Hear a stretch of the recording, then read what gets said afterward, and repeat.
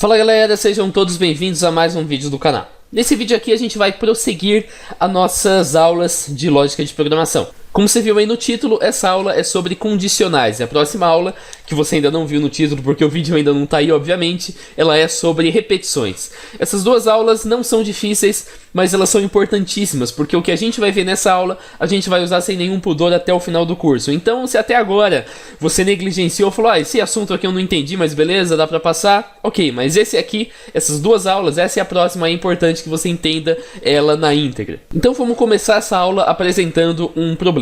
Construa um programa que receba dois valores e diga se o produto entre eles é positivo ou negativo. Parece bastante simples. Então a gente começa aqui escrevendo o nosso algoritmo. Algoritmo, sinal do produto dois valores, input dois valores inteiros, eu defini inteiros aqui, pode ser reais também se você quiser, output, se o produto entre esses dois números é positivo ou negativo. Então a gente declara três variáveis, A, B e produto, que são do tipo inteiro. Em seguida a gente lê as variáveis A e B desse jeito e aí a gente faz produto recebe A vezes B. Nada de novo até aqui. Porém a gente tem um problema. Como a gente diz para o programa que ele tem que verificar se o produto é ou não negativo para poder dar uma resposta para a gente?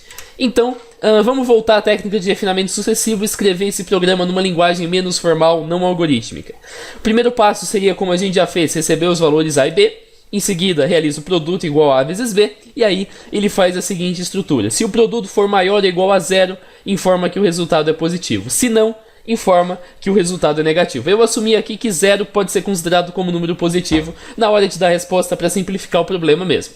Então, você deve concordar comigo que produto maior que zero é uma proposição. Então, produto maior que zero é uma proposição que pode receber valor verdade V ou valor verdade F. Por exemplo, se produto for igual a 5, essa proposição tem valor verdade V, porque 5 é maior ou igual a zero. Ou então, se o produto tiver o valor menos 3, você também concorda que essa proposição tem valor verdade F, porque menos 3 não é maior ou igual a zero. Então a gente pode fazer desse jeito aqui. Se produto for maior ou igual a zero, ou seja, se a proposição produto maior ou igual a zero tiver valor verdade V, ele vai informar que o resultado é positivo. Se não, ou seja, se a proposição tiver valor verdade F, ele vai informar para a gente que o resultado é negativo. E a gente pode converter isso aí, então numa linguagem algorítmica, que é a convenção que vocês vão ter que memorizar e adotar a partir de agora. If produto maior ou igual a zero, then write produto entre os dois números é positivo. No caso, o que importa para a gente nessa estrutura é essa linha aqui. Então, produto maior ou igual a zero, como eu já disse, é uma proposição. If é o se. E o then significa então. Então, se produto maior que zero, então, aí você tem aqui toda a cadeia de comandos que é para executar se o produto for maior ou igual a zero. Else corresponde a se não, ou seja, se o produto entre os dois números não for maior ou igual a zero. Então, esse else é o equivalente a um se não. E aí aqui a gente tem toda a cadeia de comando que é para executar caso essa proposição aqui tenha valor verdade F. É muito importante que você entenda exatamente como esse processo funciona. E aí esse end if aqui embaixo é simplesmente para indicar que a cadeia de comandos do if terminou. Então, só recapitulando, if produto maior ou igual a zero, then faz aqui uma sequência de comandos que pode ter o tamanho que você quiser. Se não, você faz uma outra sequência de comandos que também pode ter o tamanho que você quiser. E por fim, ele termina essa cadeia de comandos com o end if para indicar que o negócio terminou. Quando você estiver fazendo numa linguagem de verdade de programação, você vai ver que o then e o end if são apenas colchetes, por exemplo, no caso da linguagem C. Mas por enquanto usa then e end if desse jeito que eu mostrei para vocês aqui. Então a gente pode escrever a mesma estrutura desse jeito aqui que estava numa linguagem menos formal, fazendo aí as correspondências para a linguagem algorítmica. Então você tem uma proposição que é produto maior ou igual a zero, e essa cadeia de comandos aqui vai ser executada apenas se a proposição produto maior ou igual a zero tiver valor verdade V. Se não, indica que se a proposição tiver valor verdade F, você vai executar essa cadeia de comandos aqui embaixo. A gente pode também fazer isso aí na opção de diagrama de blocos usando o Flowgorithm, que a gente estudou há 2 aulas atrás, se eu não me engano. Então eu já fiz aqui a declaração, declara A, B e produto como sendo variáveis inteiras, recebe o valor A, recebe o valor B, faz produto igual a vezes B, e agora entra a parte da condição. A gente vai clicar aqui e vai selecionar Ctrl If, esta opção. E aí, basta aqui a gente colocar a condição. Então nossa condição é produto maior ou igual a zero. Se a proposição produto maior ou igual a zero tiver valor verdade V, você vai fazer o seguinte, vai colocar aqui um output e eu vou colocar simplesmente positivo. Se a proposição tiver valor verdade F, eu vou colocar aqui outra saída, né, outro output, e eu vou escrever aqui negativo deste jeito. E agora a gente já pode executar o programa. Agora sim vai fazer sentido a gente colocar o programa para rodar na velocidade mais lenta, que é para você poder ver todo o fluxo de execução de como isso funciona. Então ele declarou, agora ele abriu a nossa caixa de recebimento de valores, vou até deixar ela num tamanho aceitável, beleza. Agora ele vai receber A, eu vou colocar igual a 8, e agora ele vai receber B, vou colocar B igual a 9, menos 9. Menos 9 é um valor legal. Aí ele vai fazer produto igual a vezes B. E aí vocês viram aqui todo o fluxo que aconteceu. Vou até rodar mais uma vez. Ele vai fazer aí todo aquele processo. Vou colocar aqui 8. Vou colocar de novo menos 9. Aí agora presta atenção no que vai ocorrer. Vou dar um Enter. Produto igual a vezes B. É maior que 0? Não. Portanto, o output tem que resultar negativo e ele vai dar negativo aqui pra gente. Eu posso colocar isso numa velocidade maior só para você ver esse negócio rodando aí de um jeito mais dinâmico. Então vou mais uma vez separar aqui a caixa. Vamos agora fazer o resultado da positiva. Então vou colocar 3, 5 e aí ele já deu o resultado pra gente positivo. Mas o que ele fez foi percorrer aqui todo o laço para chegar aqui em produto maior ou igual a 0 e aí ele toma a decisão conforme o valor verdade da proposição produto maior ou igual a 0. Vamos agora para mais um problema. Esse problema aqui corresponde à tabela do Brasileirão no dia em que eu fiz essa apostila. Não lembro qual dia que foi, mas a tabela do Brasileirão era Palmeiras, Internacional e Flamengo. Primeiro, segundo e terceiro lugar. Então a gente tem o seguinte problema. Uma variável recebe um número digitado pelo usuário, que pode ser 1, 2 ou 3 ou qualquer outro número diferente. Se o resultado for 1, o programa vai exibir a mensagem Palmeiras. Se o número for 2, o programa vai exibir a mensagem Internacional. Se o número for 3, o programa vai exibir a mensagem Flamengo. Se o número não for nenhum desses valores, se for menos 5, menos 8, 90, qualquer outra coisa, ele vai exibir o valor não encontrado.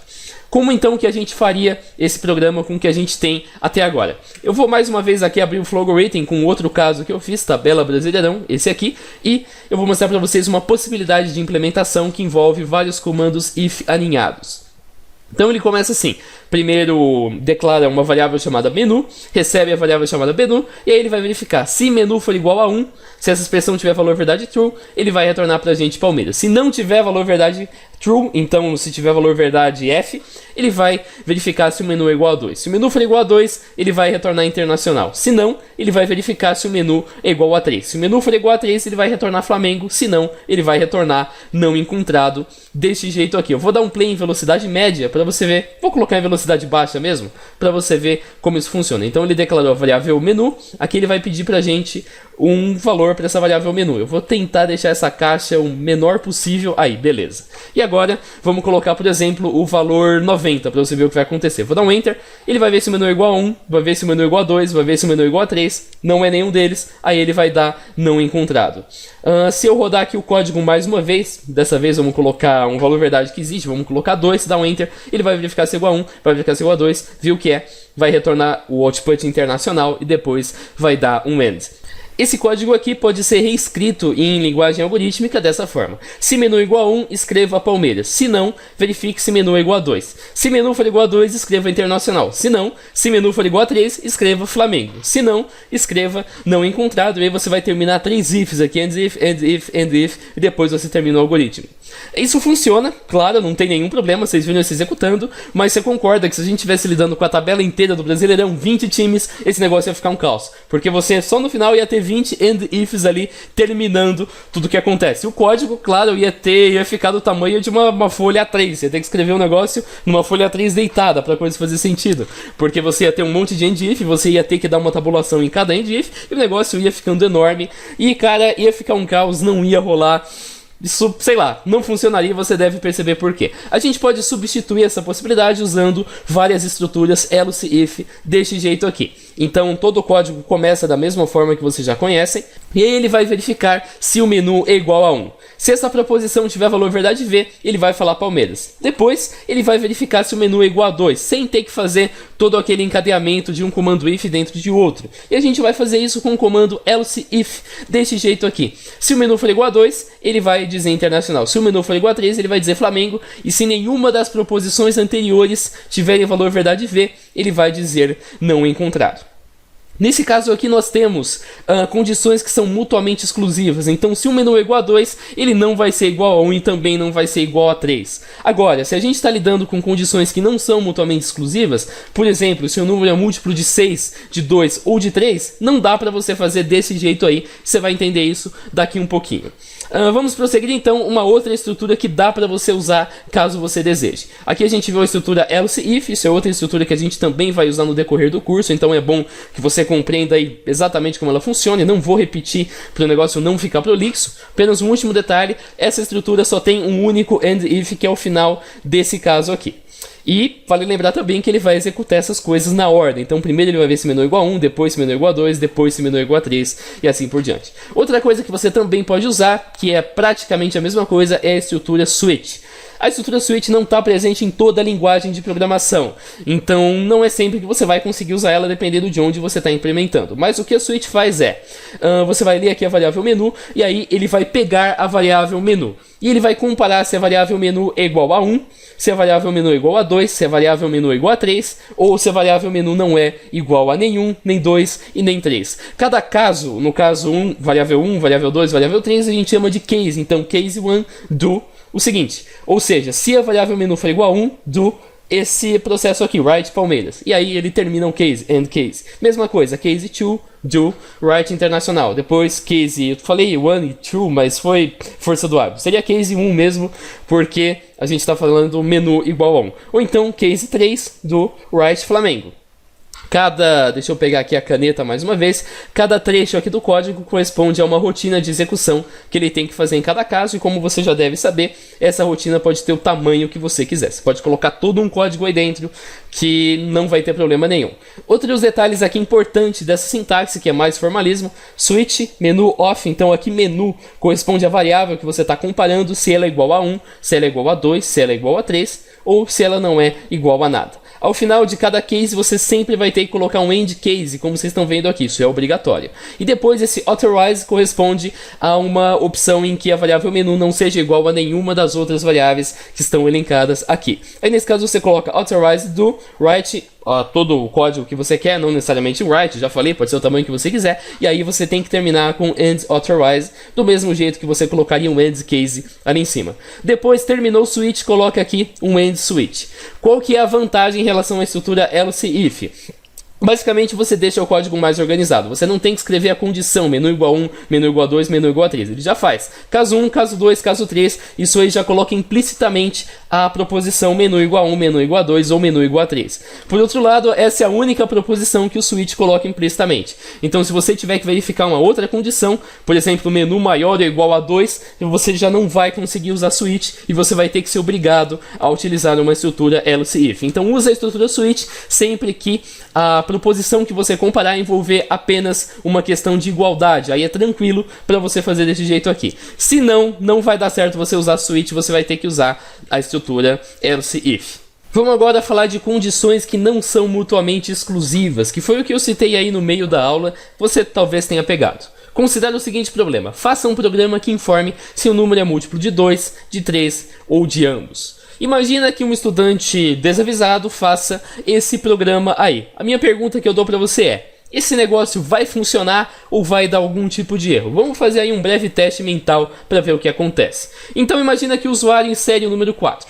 Ele vai verificar se o resto do número 4 ao ser dividido por 2 é igual a 0. Sim, 4 dividido por 2 dá resto 0. Portanto, ele vai informar o número é múltiplo de 2. Até aí não tem problema nenhum. 4 realmente é múltiplo de 2, tá tudo ok. Agora imagina que eu insiro o número 9. Ele vai verificar se o resto de 9 por 2 é igual a 0. Não, não é. O resto de 9 por 2 é igual a 1. Então, ele não vai fazer essa condição aqui. E agora, ele vai verificar se o resto de 9 por 3 é igual a 0. Sim, é. Então, ele vai informar que 9 é múltiplo de 3, isso está correto, não tem problema nenhum. Agora imagina que eu insiro o número 12.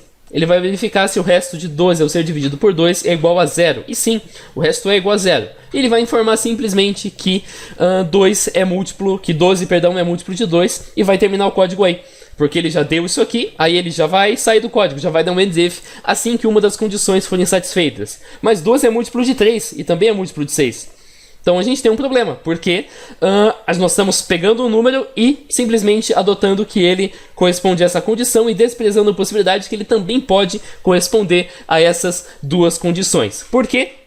Nesse caso, as condições não são mutuamente exclusivas, ou seja, o número pode ser muito bem múltiplo de 2, e múltiplo de 3, e múltiplo de 6. Na verdade, todo número que é múltiplo de 2 ou de 3 também é múltiplo de 6. A gente pode representar isso aí na forma de um diagrama de Venn, aquela coisinha de teoria dos conjuntos que você deve ter visto no ensino médio. Então nós temos o conjunto dos números que são múltiplos de 2, nós temos o conjunto dos números que são múltiplos de 3, e a intersecção entre esses dois conjuntos corresponde aos números que são múltiplos de 6. Não tem uma estratégia única para você resolver esse tipo de problema. Você vai ter que pensar, desenhar o diagrama de Venn, talvez entender como funciona, mas a dica que eu posso te dar é: tenta usar vários comandos if alinhados, do mesmo jeito que a gente fez lá com aquele exercício da tabela do Brasileirão. Então tenta usar comandos if alinhados desse jeito aqui, não usa switch, não usa else if, nada do gênero. Você vai ter que usar um negócio desse jeito aqui, comandos if alinhados. E tenta colocar as expressões, as possibilidades menos gerais dentro de outras possibilidades que são mais gerais. Como assim? Nós temos aqui que todo número que é múltiplo de 2 e de 3 é múltiplo de 6. Então essa possibilidade aqui é uma possibilidade muito menos geral que essas duas possibilidades. E essas duas aqui são igualmente gerais, digamos assim. Elas não têm uma hierarquia entre as duas. Só a múltiplos de 6, que é uma coisa muito menos geral que as outras. Então qual seria uma possibilidade para a gente resolver o código? Faz desse jeito aqui. Primeiro, verifica se o resto do número ao ser dividido por 6 é igual a 0. Se for, você já pode dizer que é múltiplo de 6, que é múltiplo de 3 e que é múltiplo de 2. Se não, ou seja, se o resto do número dividido por 6 não for igual a 0, ele já pode verificar se o resto do número ao ser dividido por 3 é igual a 0 ou se o resto do número ao ser dividido por 2 é igual a 0. E ele vai dizer se o número é múltiplo de 3 ou se o número é múltiplo de 3. Por que eu estou adotando esse tipo de escolha? Porque todos os números que não estão nessa categoria ou estão nessa, ou não estão em nenhuma das outras. Então, quando a gente termina aqui, a gente já elimina a categoria múltiplos de 6. E aí, só resta que a gente verifique se o número é múltiplo de 3 ou se o número é múltiplo de 2. E aí aqui você pode sim usar o else if de uma forma sem se preocupar com a ordem, porque nesse caso, depois que você eliminou a possibilidade do número ser múltiplo de 6, aí sim, essas duas opções passam a ser mutuamente exclusivas. Vamos fazer aqui um teste de mesa breve com os mesmos valores que eu inseri, se eu lembrar eles, claro. Acho que primeiro eu inseri 4, então eu insiro 4. O resto de 4 ao ser dividido por 6 é 4, portanto não é igual a 0, então você já pula tudo isso aqui. O resto de 4 ao ser dividido por 3 corresponde a 1, então não é múltiplo de 3. E aí, o resto de 4 ao ser dividido por 2 é igual a 0, portanto 2 é múltiplo de 4. Beleza, tá funcionando.